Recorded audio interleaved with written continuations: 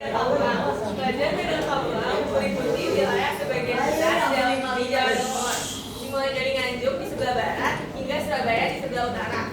Ibu kota Kerajaan Medan Kabulang berada di Watanas di sekitar Sungai Muara Berantas.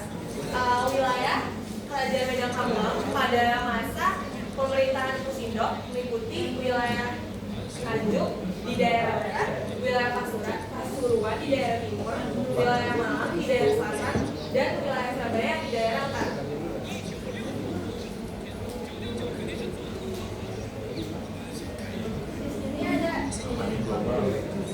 Nah, berikutnya ada latar belakang pendirian Kerajaan Medan Kabulang.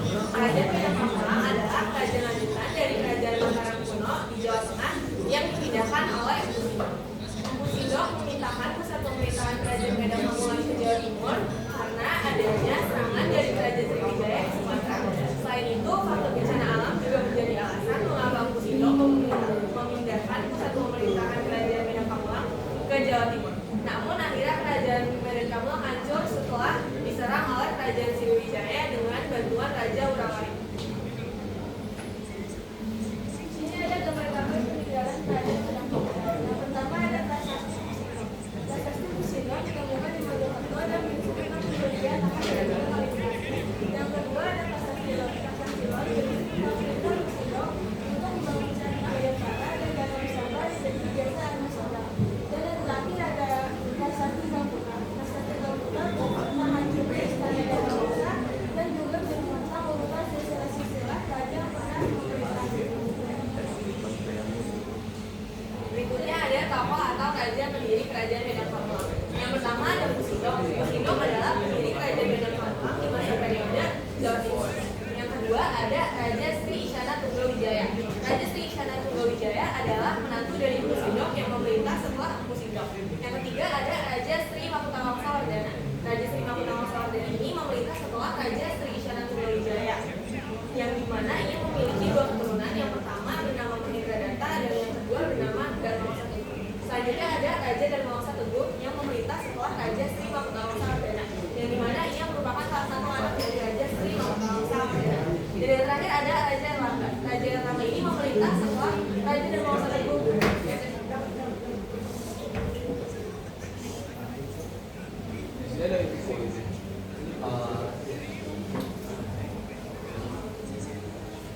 Sistem pemerintahan yang digunakan oleh Kerajaan Medan Kabulang adalah sistem pemerintahan demokrasi. Pendiri Kerajaan Medan Kabulang dan sekaligus sebagai raja pertamanya adalah Kusindok. Biasanya keberhasilan pemimpinan berdasarkan garis keturunan. Kerajaan Medan Kabulang memang mengalami masa krisis dan kemudian diisi oleh Raja Erlangga. Sisi Kusindok menceritakan tentang kehidupan politik di masa dan prasasti waktu itu tentang pembangunan candi sebagai tempat istirahat dan ibadah rakyat bawah. Kerajaan Medan Kabulang dibagi menjadi dua oleh Raja Erlangga, dua kerajaan yaitu Kerajaan Kediri dan Kerajaan Tegal. Masa kejayaan Medan Kabulang. Kerajaan Medan Kabulang mencapai puncak masa kejayaannya pada masa pemerintahan Kusindok dan Erlangga. Pada masa pemerintahan Kusindok, ia membangun Mongsa Istana di Jawa Timur, membangun bendungan untuk pertanian dan dibantu oleh pemimpinnya yaitu Sriwardana. Pada masa pemerintahan Erlangga, ia memimpin Kerajaan Medan Kabulang pada saat pelabuhan Ujung Galuh menjadi pusat pembelanjaan internasional. Perempuan Kerajaan Medan Kabulang. Tokoh yang berpengaruh pada masa kepemimpinan Kerajaan Medan Kabulang adalah Raja Dharmawangsa Teguh, Raja Urawari, dan Erlangga. Raja Dharmawangsa Teguh adalah raja yang memimpin pada saat kerajaan Kusindok. Raja Urawari adalah penguasa kerajaan kecil yang bersekutu dengan kerajaan Sriwijaya untuk menyerang Kerajaan Medan Kabulang. Erlangga adalah pangeran keturunan Bali yang menikah dengan putri Raja Dharmawangsa Teguh. Keadaan ekonomi. Kusindok membangun bendungan untuk irigasi dan tempat pemeliharaan ikan dan mendirikan pusat kerajaan di tepi Sungai Berantas. Anas Dharma Wangsa menjadikan kerajaan sebagai pusat aktivitas pelayaran perdagangan di Indonesia Timur. Erlangga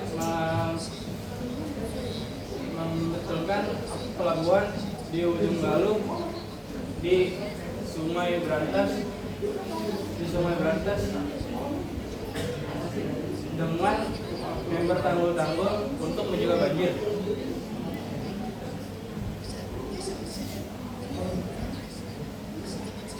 Kehidupan sosial. Toleransi memiliki struktur sosial yang kompleks, terdiri dari bangsawan, pendeta, prajurit, petani, dan pedagang.